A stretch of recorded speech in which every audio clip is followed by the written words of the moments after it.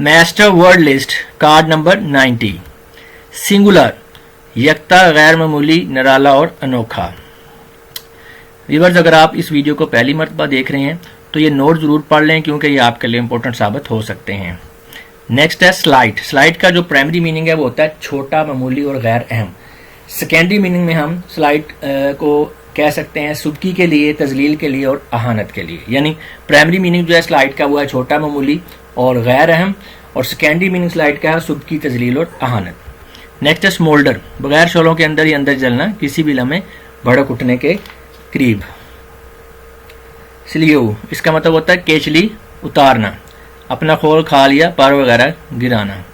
Scamp, इसका मतलब होता है कम देना या कम इस्तेमाल करना, बहुत कवायद के साथ गुजर बसर करना।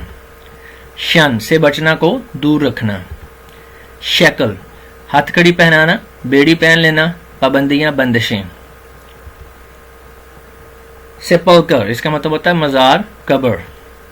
इनकॉन्सिक्वेंशियल, गैर जरूरी, गैर अहम।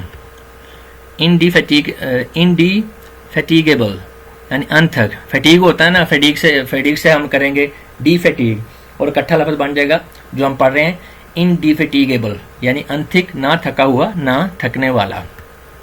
Thank you.